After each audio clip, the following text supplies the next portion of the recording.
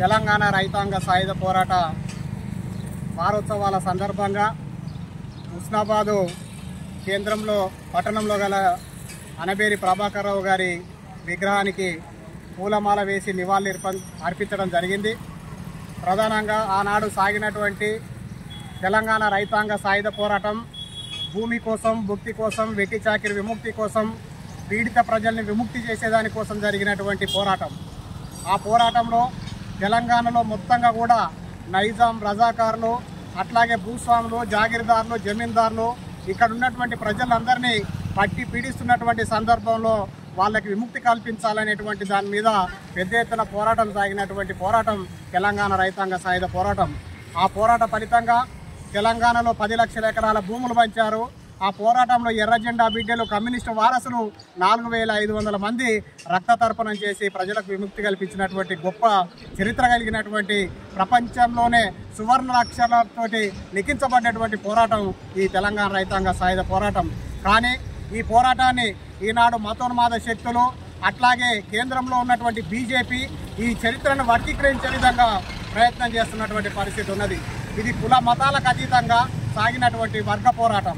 ఈ పోరాటాన్ని హిందువులు, ముస్లింలకు మధ్య జరిగినటువంటి పోరాటంగా చిత్రీకరించి ఈ చరిత్రను వక్రీకరించాలని, దీన్ని మట్టుబెట్టాలనేటువంటి ప్రయత్నం చేస్తున్నటువంటిది ఉంది. చరిత్ర దాగితే అది దాగేటువంటి పరిస్థితి ఉండదు.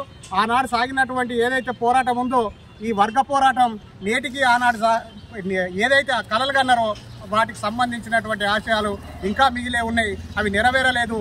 ఈరోజు ప్రజలకు భూమి లేదు, ఉపాధి లేదు, అదేవిధంగా కనీస వేతనాలు అమలు కావడం లేదు. అనేక రకాల ఇబ్బందులు ఎదురవుతున్నటువంటి పరిస్థితి ఉన్నది. ఆ తెలంగాణ రైతాంగ సాయుధ పోరాట స్ఫూర్తితోటి, అనబేరి ప్రభాకర్ రావు గారి స్ఫూర్తితోటి రానున్న కాలం లోపల అన్ని వర్గాల ప్రజల యొక్క సమస్యల పరిష్కారం కోసం ఒక బలమైనటువంటి ప్రజా ఉద్యమాలు నిర్మిస్తామని చెప్పేసి సిపిఎంగా మేము తెలియజేస్తున్నాం. ఈరోజు హుస్నాబాద్ పట్టణంలోని అనబేరి ప్రభాకర్ రావు గారి విగ్రహానికి ఈరోజు నివాళులు అర్పించడం జరిగింది. ఆనాడు తెలంగాణ రైతాంగ సాయుధ పోరాటంలో అసలు బాసినటువంటి ఈ ప్రాంతానికి ఇక్కడ నాయకత్వం వహించి ఈ తెలంగాణ ప్రాంతంలో ఆ రోజు తెలంగాణ విముక్తి కోసం ఆనాటి ప్రజలకు భూమి విముక్తి కొరకు ఆ రోజు పోరాటాలు జరిగినటువంటి సందర్భాలు ఉన్నాయి.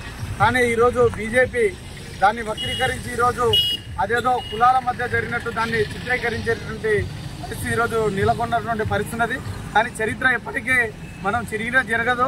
ఎప్పటికీ తెలంగాణలో తెలంగాణ సాయుధ పోరాటం అంటేనే కమ్యూనిస్టులు అంటేనే తెలంగాణ సాయుధ పోరాటం అనే విషయాన్ని ఈరోజు తెలంగాణ సమాజం అంతా, ప్రపంచం అంతా ఈరోజు చూసినటువంటి సందర్భం ఉన్నది.